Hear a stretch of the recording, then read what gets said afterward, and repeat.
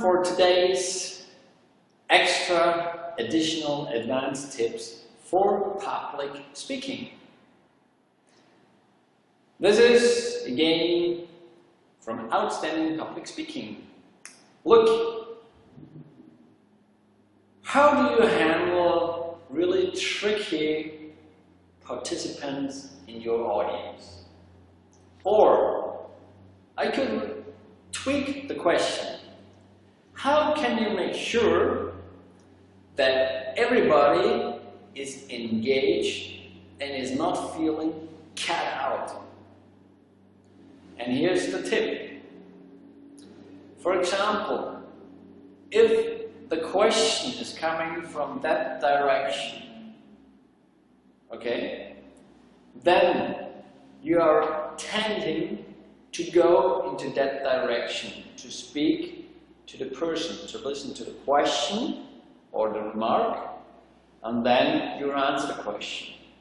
But what happens to the people who are seated over here?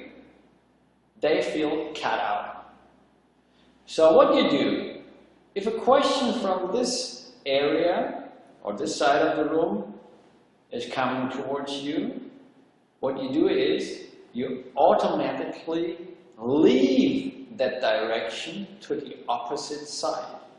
So you're looking at that person, but on the same time you're moving over to this area. And that ensures, of course you're talking to that person in the back on that side, but those people sitting on this side are included. And this is just a tiny little trick.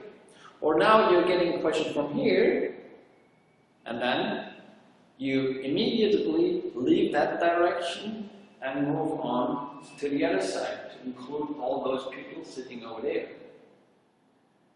looking at that person who is asking you a question. Of course, that's another advanced tip. You listen to that person, you have eye contact, and then you scan the audience and have short eye contact, especially with the people on the opposite side. You get it?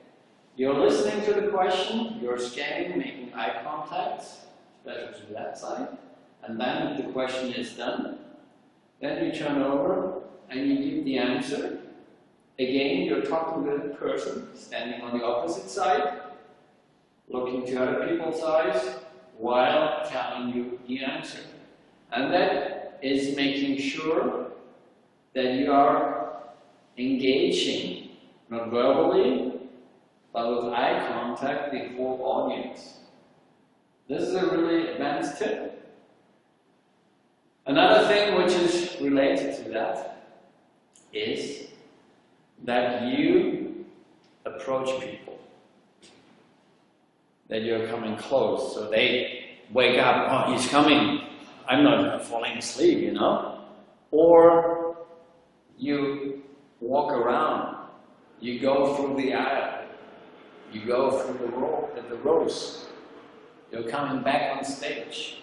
This is really getting into the audience energy, and they feel your energy, which is, of course, higher than the whole audience. Because you are the leading person. You have to lead the room. You have to lead the energy level. You have to be way above the energy level of your audience. And as I mentioned in earlier audios, you have to get your vibration high before you enter the stage. Okay? So keep eye contact, walk through the aisles, cross the side from the left to the right, either in the back or just in the middle of some rows, depending how much space is left. Walk around. And once again, if the question is coming from this side, you're moving to the opposite side. If the question is coming from that side, you move over here. What happens if the question is coming right out of the middle of the room? Okay. You're not standing in the middle of the room focusing on that person. Again, you do both. You walk to that side, have eye contact while listening to the question, And then you walk over to the other side, have eye contact with those people over here, listening to the question, and then answer the question while walking around. You get that point? Another thing, where do the troublemakers sit usually? In the front row, there are seated your raving fans. So you never have to worry about the front row. Where you have to pay attention is at the far edge on the right, far edge on the left, and the last row. There are usually seated the troublemakers. But you can embrace them, be thankful for them. But only one thing you have to pay attention is, don't fall into the trap that you get or that you pay too much attention to the troublemakers. That's one thing most speakers are listening to, is that you are facing or looking those people in the eye. So you always are in touch with the troublemakers and the others get lost, at least the feeling. Okay, you get it? So you really have to keep a close eye on those, just in regards of your attention, to get aware if something is going on. But then, if you have answered the question, just leave them, kind of ignore them, don't look them in the eyes, because they try to drown your energy. You get it? Don't look them the whole time in the eyes. We are tending to pay attention to those people who pay attention to us, who are approaching us, looking in our eyes, like the front row. They are really raving fans and we like to see the energy, because that is raising yours as well. And then you're only looking at your raving fans, and all the others are feeling cut out. And this is nothing you want to happen. Okay, you get the point? Close eye contact to all of your audience.